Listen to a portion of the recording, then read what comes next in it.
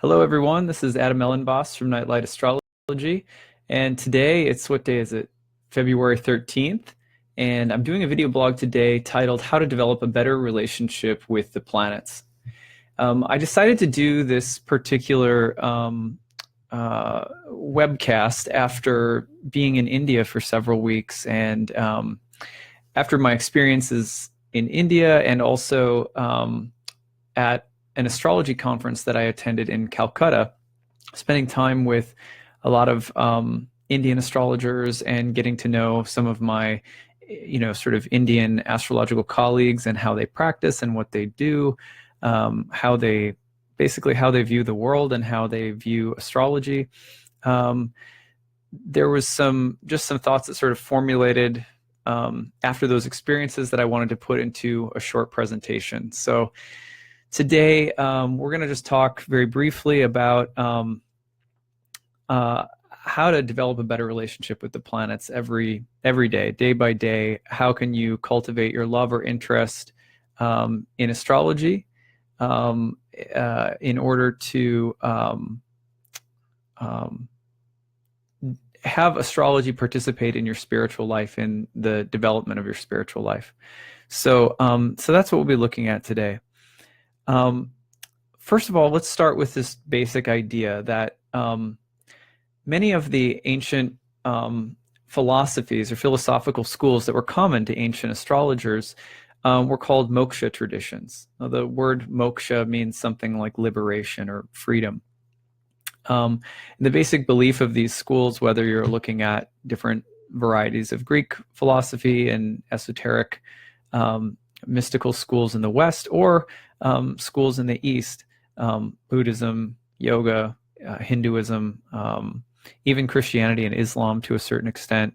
You see this common throughout most mystical traditions, actually. There's a belief that the spirit or soul is distinct from the material body. Most people who do astrology already believe this, right? So probably most people come to astrology because they have a sense that they have a soul, and the soul is here to experience a certain kind of material destiny in this body and in this lifetime, with the belief being that this lifetime does not completely confine or contain who you are as a spiritual being, that this is a lifetime that you are, in a sense, passing through. So this kind of spirit matter distinction was common to ancient astrologers of all different backgrounds. And the interest, the sort of spiritual interest, was in figuring out how the spirit or soul can become liberated from having to take birth again and again and again in bodies, or how the soul or spirit can become illuminated or enlightened, perhaps within a body or within the material world. Either way, the other fundamental belief that goes along with the moksha traditions, again, of all different kinds, is that the soul or spirit tends to get misidentified with the body, meaning it mistakes itself for the temporary vehicle of the body, and forgets, in a sense, that it's an eternal being. So the goal, again, of spiritual life is to return to the essence of your spiritual identity and to live from that realization. And that doesn't happen instantly. For almost all of these traditions, the identification with the material world is pretty intense. So it takes a lot of work. It takes a practice. It takes tradition. It takes teachers. It takes association with the right kinds of people and practices, basically, in order to facilitate the disentanglement of the spirit or soul from the material world. Now, when I was in India, this was like, this was taken for granted, right? This is like everyday stuff for most of the people that I spoke with, and especially the astrologers that I spoke with. So sometimes here in the West, we forget that a little bit, because a lot of us are, we have a lot of opportunities here, right? And we have a lot of freedom. And so it's much easier, in a sense, for us to get really wrapped up in, what am I going to do today or this week or this year to make myself really happy in this material world? And it's easy to forget that someday we'll die. I was really struck by how much closer to death I felt in India, which is probably cliched on a certain level, right? I'm sure a lot of people feel that way when they visit a country that is not the United States in general, right? Because there's so much wealth and opportunity and privilege and things like that. Here, when I was in India, and I was in very poor environments in some cases, and materially poor, but spiritually rich in a lot of cases, right? So there's tremendous depth and devotion in spiritual life that I was seeing in a lot of areas, while there's also clearly incredible material poverty in other areas. And that's it's a simple way of putting it. This was every day. This is like every day for the people that I was spending time with, though.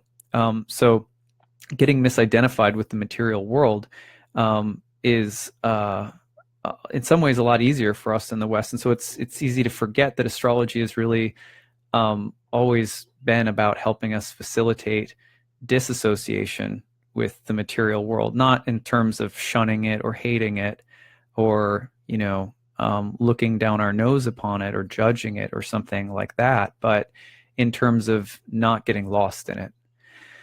So from that standpoint, again, ancient astrologers, ancient schools of philosophy believed that the planets were reflecting always in their constant cyclings in the heavens, that they're reflecting the fluctuations of life in the material world.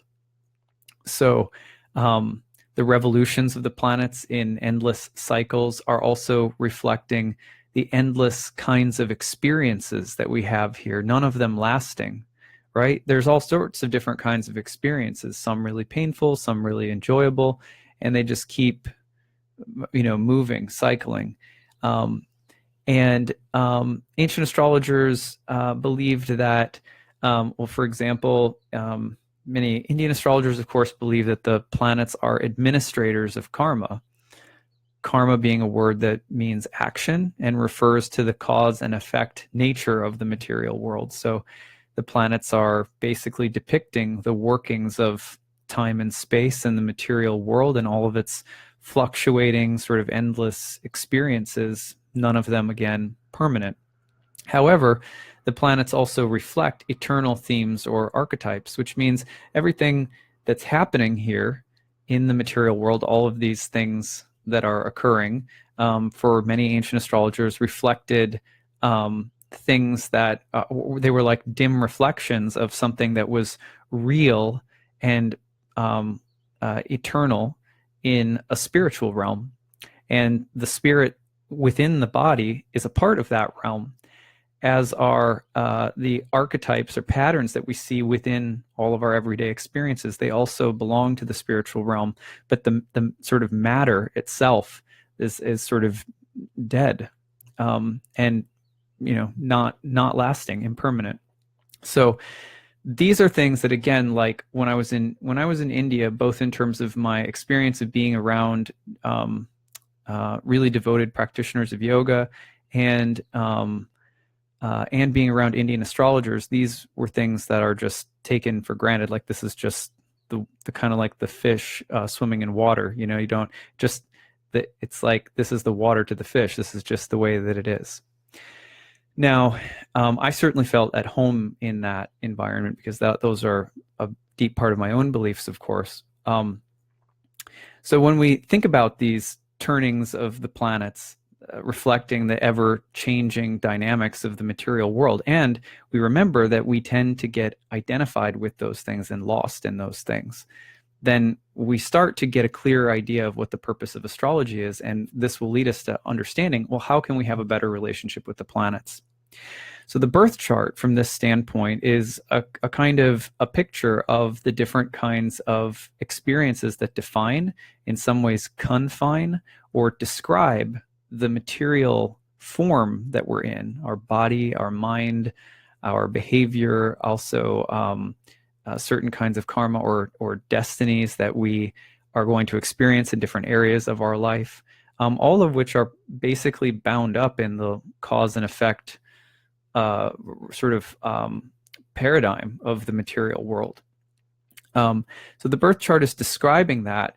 Then one of the key things that what I experienced in India was one of the key things that I noticed was that people are not nearly as personally enamored by or sort of entangled in identification with the birth chart.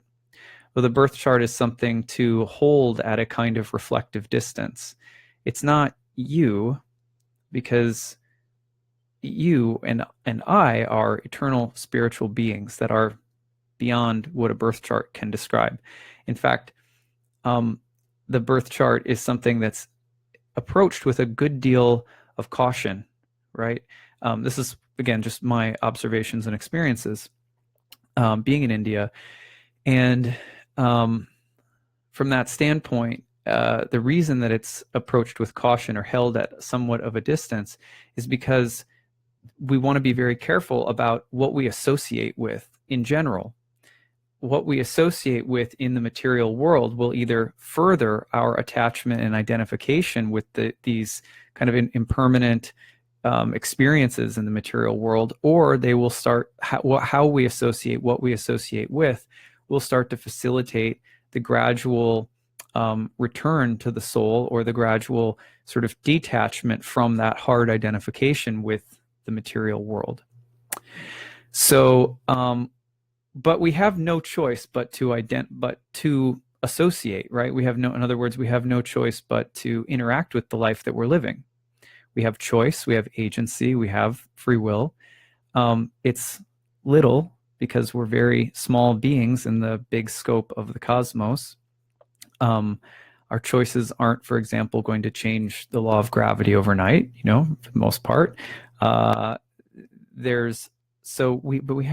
have agency still, and that really matters. What we do, how we associate, how we relate to the life that we're here to live is really, really important. So we have to choose how to live life. And this is where I think astrology can really be helpful.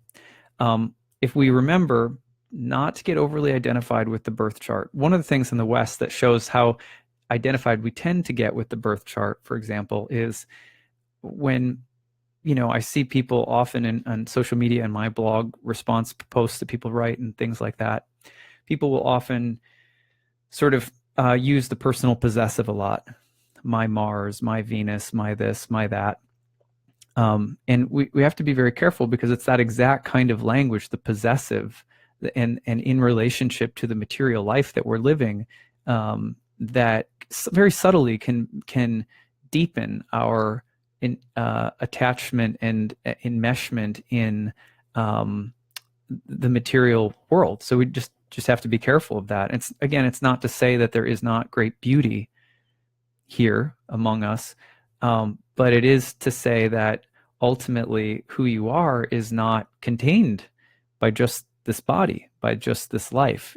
It's something much greater than that. So at the end of the day, believing that or not is kind of a faith statement. Like that, whether we believe that or not comes down to where we place our faith. So it is, at the end of the day, how you practice astrology will ultimately also reflect the faith and beliefs that you have. So that's a whole different subject, though. At any rate, the yogis talked about 3 different modes of material nature, sometimes called the gunas, and these are reflected throughout many. If you go to any like yoga teacher training course in the United States, for example, you'll probably hear about these.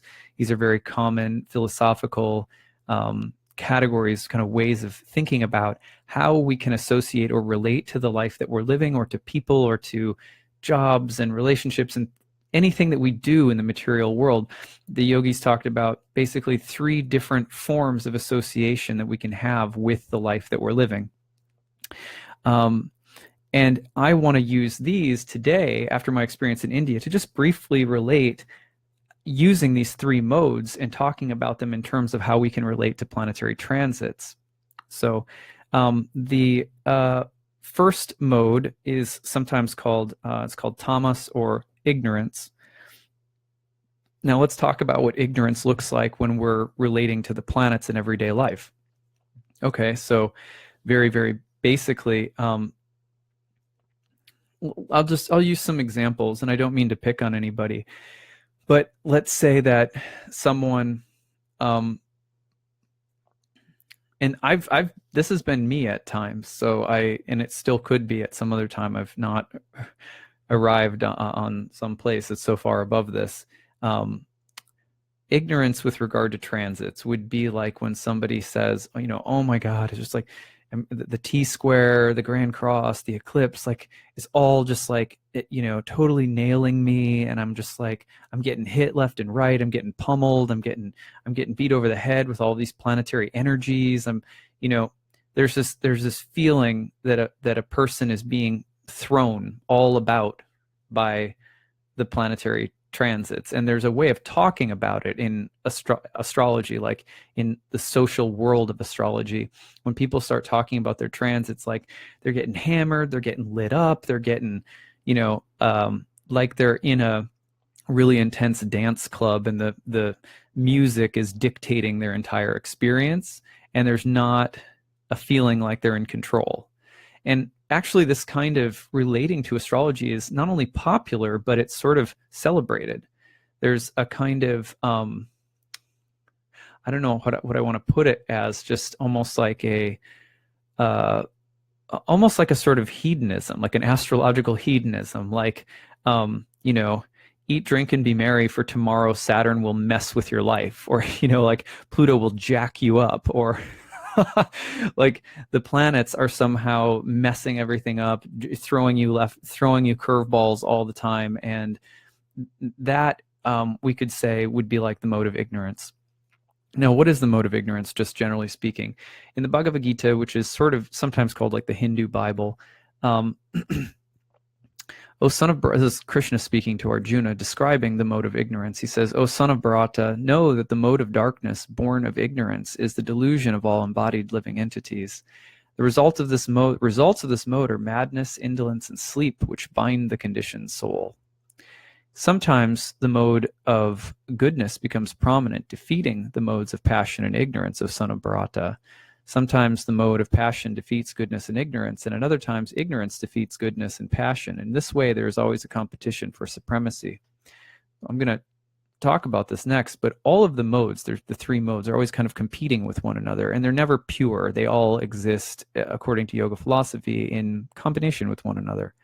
But when the mode of ignorance is dominant, when it's dominating, then there's a tendency to live life as though you're on autopilot. And that's when we talk about astrological transits in terms of kind of being a victim of them, or being thrown about by them, or getting, like there's that feeling of like, I'm helpless. They're just doing whatever they do. Or it's like, it's like someone imagining that the astrology is like a massive rainstorm that's just pummeling their house and flooding their driveway or something. When we treat the planets like that, when we think about them like that, when we have a relationship to them that is like that, that's like relating to our lives in the mode of ignorance. What it really reflects, in other words, is that in some ways, our actions and the reactions, or the consequences of our actions, the outcomes of our actions in the world, are such that there's a kind of chaos, and we're not really aware of why whatever is happening is happening. The planets therefore make a very easy scapegoat. We blame the planets for whatever we're going through. And that's not to say that sometimes there aren't rainstorms, right? There aren't just legitimate rainstorms that just pour and there's not a lot you can do. So I'm only talking about when somebody goes to that extreme of acting sort of like they're a passive recipient of all of these planetary forces that are just kind of messing with them. Now, predictive astrology that leaves no room for our consciousness to have a relationship with the dynamics of the material world, the unfolding of our existence, would also be in the mode of ignorance, which is why so many people very rightly do not like ultra-predictive astrology. I want to say all astrology is predictive. There's no form of astrology that does not believe that some element of who you are is predetermined at the time of birth, whether that's psychology, behavior, inherent potentials. There's still a set of parameters that in astrology define and contain to a certain extent what your life is going to be like or what your psyche is going to be like. So all astrology is predictive. But when we get into astrology that's predictive to the extent that says this is going to happen to you and you have nothing to do with it, well, again, in some cases in our lives, there might be karma that's ready to blossom from previous lives that we do have very little control over. I think that's true actually for all of us. And that in some ways it could said to be the result of ignorance in past lives or in past seasons of our life. We reap what we sow, and often we don't know what we've reaped until we've sown it, and vice versa, I should say. We don't know exactly what we've sown until we've reaped it. So that's sort of the mode of ignorance. And nobody likes any kind of predictive astrology that says you don't have any choice. Nobody also should like any kind of astrology, in my opinion, that says I'm just a passive recipient of these massive waves that are just sort of jacking with me, and I can't wait until they're over. When is it going to be over? That would be the mode of ignorance. The next mode is called rajas, or sometimes it's just called the mode of passion. Here is from the Bhagavad Gita. The mode of passion is born of unlimited desires and longings, O son of Kunti, and because of this, the embodied living entity is bound to material fruit of actions. So the mode of passion, the way I like to think of the mode of passion, if the mode of ignorance, for example, is like, mob mentality, right? For example, when I was in India, there was a lunar eclipse. It was very visible in Calcutta. And I think it was the next day, it was the day after the eclipse, there was a, it was either the day after, it was 2 days after. It was in a fire sign. It was in Leo, the lunar eclipse in Leo, and it was visible over the city. There was not far from where I was going to I went to the Dakshineswar temple, which is the temple that Sri Ramakrishna that's where he worshipped and developed his his following of disciples. And he's the one whose disciple Vivekananda brought yoga to the West. So I spent some time at his sort of home temple. It's a beautiful place. A big shrine for Kali Ma is there, beautiful sort of goddess. And on the way back from the temple, trying to get back to the astrology conference, there was a massive, traffic jam. And we couldn't get through. And I ended up having the driver drop me off at a different location. And I could see massive plumes of smoke rising in the air down the road, maybe a mile from where the taxi driver had to let me out because it was just way too jammed to get through. It was a big accident. Well, what had happened, if I remember correctly, and I heard this through our hosts at the conference, a bus had killed some teenagers on bikes on accident. And then what happened is the bus was blocking the road. Some cars or buses or something ended up blocking the road, jamming up traffic, and a mob formed and lit the buses or lit a couple of vehicles on fire. So these big plumes of smoke that were rising in the air were from a mob that had just taken over and, burned what was standing in their way. So I think of looking in the mirror at myself and my own attachment to NFL football, and stadiums on Sunday where everyone's just, devouring, beer and booze, and it's people just smashing their heads together. It's kind of a mob mentality. The same thing I saw right 2 days after a lunar eclipse and a fire sign. A mob swarms in and burns these buses in the Calcutta highway. So that's a perfect example of tamas, or ignorance, right? Now, passion, by contrast, passion is like, if you go to New York City, I lived in New York City for a while. Passion is like the the man or woman on the subway who's like type A, really well dressed, in action, gonna kick butt and take names and succeed, and they're driven to succeed. And there's something of passion, again, all of the modes are commingling with one another, though one is usually thought to dominate. When passion dominates, you can think about people who have intense attachments to things in the material world that require a lot of effort, endeavor, a certain kind of discipline and passion in order to achieve or maintain. So a nice family, a big house, a big bank account, or building a skyscraper, or being the best astrologer, or whatever. This kind of burning fire and the desire and passion to make things happen and to get what you want. And very more individualistic, less mob mentality in a sense. So that's a way of thinking about passion. Now, how does that look like when we relate it to astrological transits? Well, the mode of passion in astrological transits is a little bit more elevated. Like, I always sort of prefer to associate with people who, let's say in my newsfeed, when I write a horoscope, someone who will respond by saying, "Oh, I'm just getting jammed. When it's going to be over, da da da." And I'm always just like, I don't want to associate with that. But then when somebody, no offense to anybody, that's just kind of just me being honest. Then passion comes along, and passion says, "I'm really working with this transit. Like, it's hard, it's difficult, but I'm doing it." And there's this sense of people engaging with the transit and trying to kind of work the transit toward their goals, their dreams, their personal ambitions and desires, some of which are, I'm not to diss this, right? Some of which may be quite virtuous. Most religious life or even spiritual life requires a certain amount of passion itself, right? But when you see people in the mode of passion relating to astrological transits, the general MO is, I can get something out of this.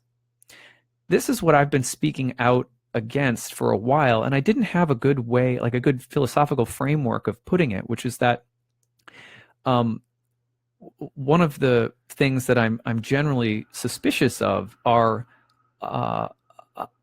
either feeling like this, like getting thrown about by the astrology, or feeling like I'm trying to work it. I feel like a lot of modern astrology, especially in the West, where again, we think a lot about opportunity. Right? This is the land of opportunity, money and dollars and opportunities. Opportunity mentally, spiritually, psychologically, physically is often equated with socioeconomic status here, with how much we have, with how much time we have, with how much money we have, with how much education we have, right? So even though we value opportunity here a lot, we don't realize the extent to which that opportunity comes about through all different kinds of power structures that are quite malignant, really.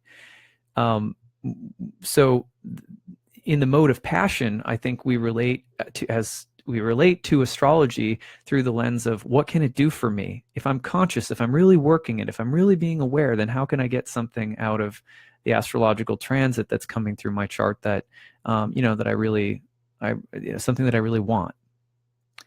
Okay. So that's a bit on passion. Now, finally, there's the mode of goodness.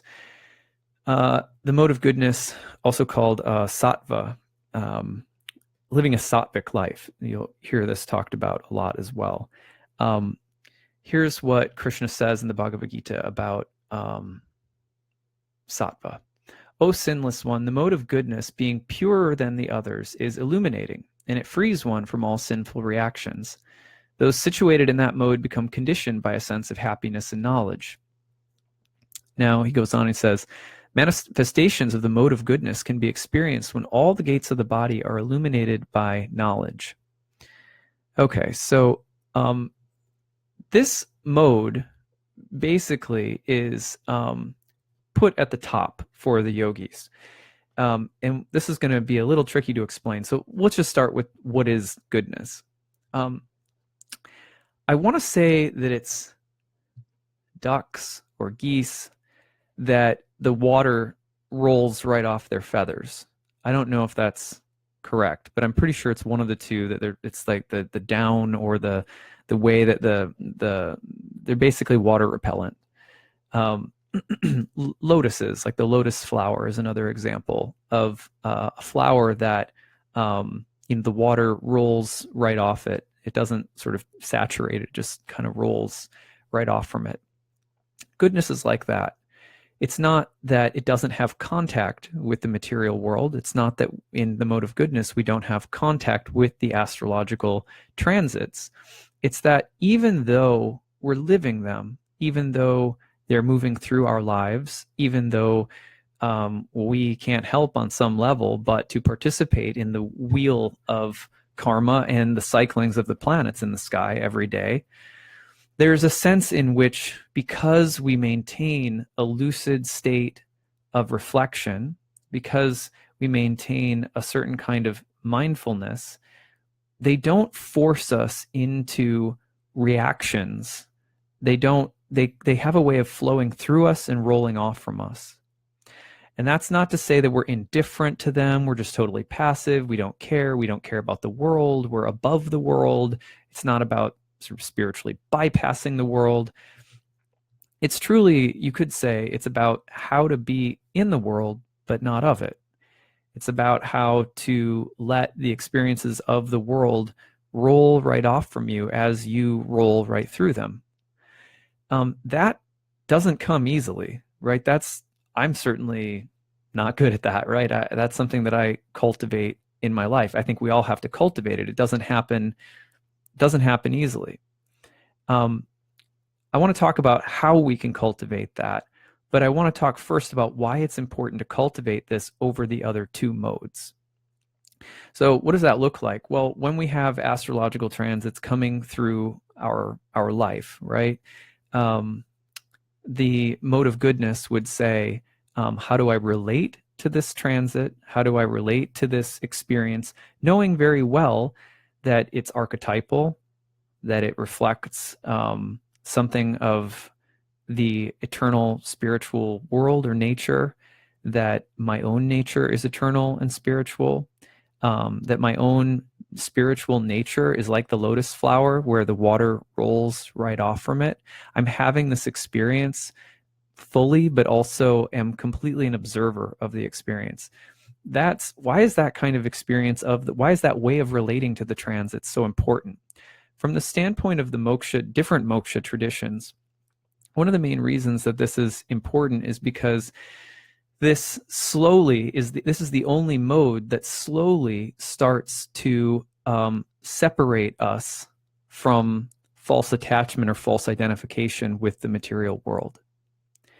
You can't just renounce the material world, right? That's at least from the standpoint of the Bhagavad Gita, and certainly a text that's very important to me. You can't just say, no, I'll just throw it away, because you can't help but to still take actions in the material world. So you're always going to have some kind of material experience.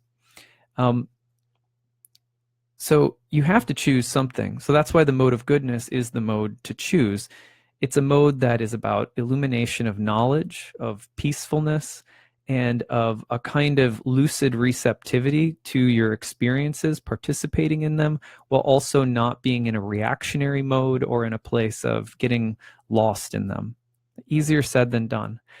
But the reason is for cultivating this, again, is that when we cultivate this kind of association with the material world, and that doesn't just boil down to how you associate with the planets and the transits of your life, but it has to do with everything: what kind of food you eat, what kind of life you live, what kind of people you associate, what kind of things you do, that are either going to help to continue enhancing this kind of mindful interaction with experience. Remembering that experience and the soul are not necessarily the same thing. So how do you have experiences becomes really important from this standpoint. And then, the basic idea is that as you cultivate more and more of the mode of goodness, and it comes to dominate passion and ignorance, it comes to have sort of standing over the two of them, then that slowly starts to facilitate the transcendence of all of the modes of material nature. And that's a part of how, attainment of sainthood, or, sort of how ascensional levels of enlightenment are imagined in different moksha traditions. So you have associating, especially in yoga, associating with the mode of goodness gradually leads you to a platform from which you can start to transcend all of the modes of material nature, because it's still possible to actually get caught up in an attachment to goodness. What does the attachment to goodness look like? Attachment to goodness would look like somebody, from the standpoint of the yogic view of reincarnation, for example, you would reincarnate as somebody who is maybe you're born into a high academic family with money and wealth and a certain amount of intellectual, psychological, reflective distance from the world that's quite comfortable, quite beautiful, quite lovely, quite relaxing, right? Or you're born into a body, a home, a set of experiences that allows you to have a kind of creative and enjoyable engagement with life. It's more peaceful, it's more reflective, it's more intelligent, it's not so attached. But in that way, people can get caught up in desiring that as well. That kind of material experience is an experience from the standpoint of yoga and the modes of material nature that you can also get attached to. So, look, all you have to do is look at Instagram and see the amount of photos of, men and women, in exotic locations with beautiful bodies and skimpy clothing and glasses of wine doing yoga postures or meditating next to a sunset with perfectly, salon-looking hair, right? That's the mode, in a sense, like that's the mode of goodness. And there's a reason that people have such intense despise for some of that, because that's in a sense that's just an attachment to another mode of material nature. So goodness can be a platform from which to really start to move toward uncovering the sheathings of the of matter from the soul, so that the soul can really understand its true nature. But it can also be a platform from which to just get attached to another thing. We can't be mistaken about that. However, it's still thought by yogis to be a better platform for facilitating enlightenment or liberation than passion or ignorance. So in terms of our astrological transits, the mode of goodness would have us relating to all different kinds of astrological transits from the standpoint of a kind of reflexive distance, a kind of illuminating, being a student of our own experiences, having a kind of curiosity, not being so attached to outcomes as much as we are to the experience of living through the actions, the reactions, the outcomes, constantly reflecting back on them as someone, or as a being, as a consciousness that is not lost in them. So that is where we should be going with all of this from a certain standpoint. But we do have to be careful of the potential trap of getting stuck in the ivory tower of goodness, because that's a potential as well. Now, how do we cultivate this? Well, again, this is not something that happens just through an intellectual perspective. For the yogis, and certainly from my experience of being with people who are very deeply devoted to their sadhana, their daily practices, which really rubbed off on me. I was moved so deeply by it. I can't really put it into words. But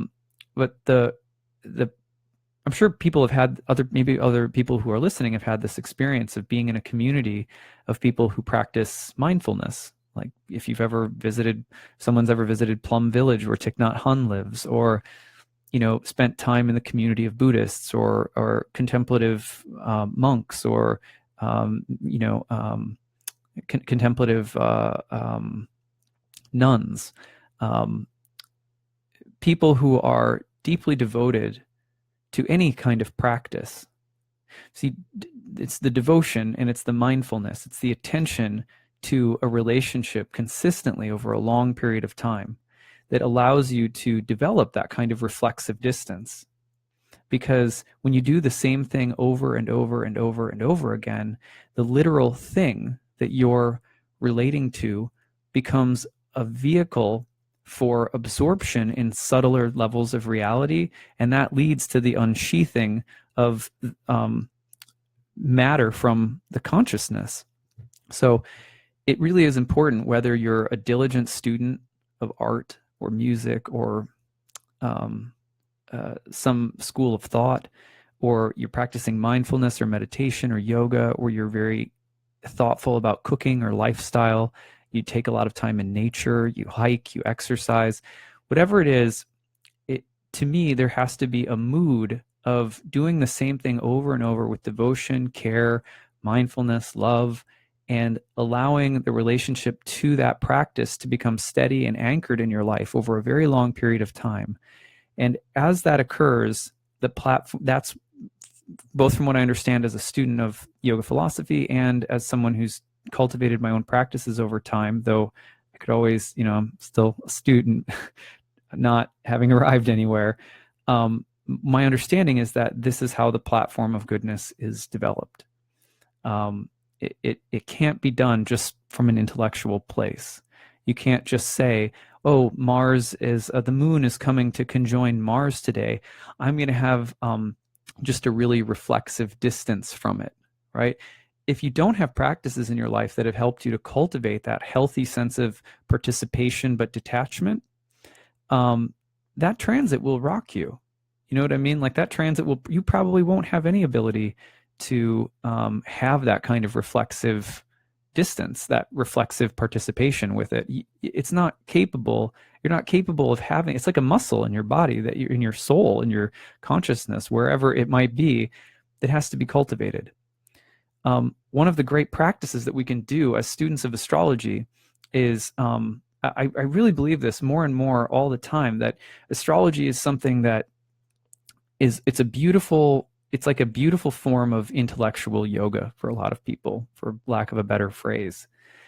So for people who are really interested in math and numbers and tracking these planets and the cycles and the associations of patterns and kind of working on puzzles and language and all of this, it's this beautiful language that when you become devoted to it, it can also develop sort of the platform of goodness, so to speak.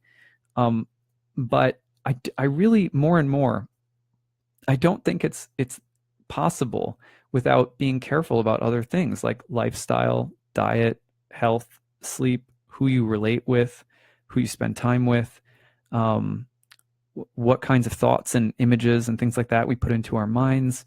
How do we live our life? Do we have meditation or yoga or exercise? Do we spend time in nature? Do we journal? Do we read sacred poetry or sacred scriptures? Do we put ourselves in the position to associate with other people and other things that help us cultivate that? And if we're not doing that regularly, then we will tend to act as though the planets are here and I'm supposed to navigate them to get what I want. Passion will stay in that I'm in control, I'm in the driver's seat mode, or it'll be largely ignorance. Oh man, I'm just getting rocked and slammed by the planets all over the place. And you'll notice that some of the most popular, and I don't mean to point out anybody in particular here, but some of the most popular YouTube astrology personalities that have massive followings, right? A lot of those platforms are coming from this energy's coming and this energy's coming and don't worry, it'll be over soon, stay in your heart and blah blah blah. And it has a way of projecting astrology to be something that that is coming at you, right? And that there's opportunities and you got to grab them, you got to do something, or it's slamming you but it'll be over soon, or it's elevating you, or it's transforming you, but a lot of it is in ignorance or passion. And I'm not like above that either. It's something that I find constantly a struggle as someone who has to write horoscopes and do work with clients every day, many of whom are experiencing life like it's shaking them around or like they want to get something out of what's happening, and how to not let my heart come out of its center and go into that. That's not easy. So at least it's not easy for me. So at any rate, We're at about 45 minutes. I had hoped for half an hour, God. So let's just give a few examples to close. Let's say that you have a Moon-Mars conjunction. Now, here's an example. I come home from India, right, and I've been in this really immersive bhakti practice the whole time that I'm there, and I'm feeling pretty like centered, you know, and famous last words, right? And along comes Moon enters Sagittarius, and it goes just going straight for a conjunction with Mars. And I write in my own horoscope, like, here's what to be sort of reflexively aware of. Here's the kinds of experiences you might have. You know, here's some things to remember. Like, you know, that's how I try to write most of my horoscopes. So it comes along, Moon Mars, and my wife goes down with the flu, like literally as the moon is pressing into Mars. My wife, Moon woman, comes down with a really intense fever, Mars in a fire sign, right? And that spins me from like being I'm super jet lagged, and I'm trying to just take slow steps back into this reality, right? And like there it was, like this super fiery event. In some ways it was outside of me, right? But in other ways, how I chose to respond was really challenging. Because here's what I wanted to do inside. I wanted to say, this isn't fair that this is happening to me. Why is this happening to me? Well, it's happening to my wife. It's not happening to me. Like, why am I not thinking about my wife and what she's going through, right? Why am I thinking about, well, why does she have to get a fever when when I would like a little bit of healthy downtime to relax from, try to step back into this reality from India. And the other thing that was coming up for me was, the temptation to make judgments. Well, you didn't do this or you didn't do that. That's why you got sick. Like it feel angry, like, and those things were coming up in me and coming up and coming up. And, why were they just coming up in me? Surely if I was in the mode of goodness, like I would have been like, oh, there's anger, but no, I'm, like I'm above that, No, not at all. What we're saying here is not that you or me or anybody will not have reactions or responses or whatever. But platform of goodness is also when we cultivate that, and I'm thankful that I do have practices in my life, because I didn't allow those things, or by grace those things weren't allowed to to spiral out and create all sorts of intense reactions. So I felt those things, but like the goose or the duck with the water rolling off from, or the lotus rolling off from it, relatively speaking, I was able to allow some of it to roll through me. I had those experiences, I had those reactions, and there was some intensity there. But I was also able to see quite clearly the connection to the astrology and what was happening, and it was illuminating. And even though I had those reactions, there ended up being something really beautiful about it. That's why Krishna says, when your body is illuminated with knowledge, all of these experiences that start coming through you are seen and understood as beautiful. They reflect divinity. That's what we really want to cultivate, in my opinion, with astrology. Even if we still have the trouble with the reactions, even if sometimes we still get totally spiraled out, and it's only after the fact that we can reflect back, that's still the practice. So at any rate, I wanted to share this today as some of my thoughts and experiences from India, and hopefully give you guys some good things to think about. In the next few days, we have Mars coming into a square with Neptune. This is a good one to practice with. Here's Mars, a very passionate, fiery planet in a fire sign, coming into square with imaginative, dreamy Neptune. Easy transit to become very idealistic and passionate, to become a martyr, to become a crusader, to feel like you need to die for something. And the ego and the body, we can just watch as you might get led down that sort of Joan of Arc path with Mars and Neptune, right? And just get lit up about something really intense and emotional and maybe ideological. But on the other hand, Mars and Neptune, for example, could also represent feeling ineffective, weak, feeling like your efforts and your will are just dissolving and becoming totally ineffective.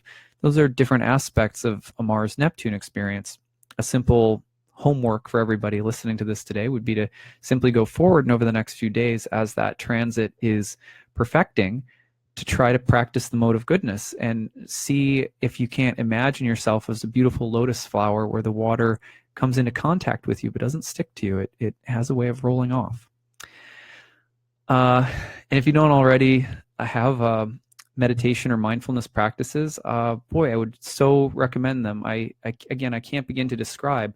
And not everybody in India is like, so like sitting in the lotus position, floating in space or something. But I went to a very sacred place called Mayapur, which is one of the homes of Bhakti Yoga in India. It's a sacred pilgrimage site for bhaktas. And I met many people who practice very simple things with a lot of love and devotion every day. And these are some of probably the kindest and most saintly, sort of realized people that I've ever met. I know they exist all around the world, but and if I had to boil it down to one thing that I think is responsible for that, it's the amount of care and attention that they give to their sadhana, to their practices every day. They're not dogmatic about it. They just do them. So anyway, hopefully we can all maybe cultivate some of that too. All right, thank you guys so much for listening, and I hope you have a beautiful week. I will be back in the next couple of days with some information about this Thursday's solar eclipse in Aquarius. Take care, everybody.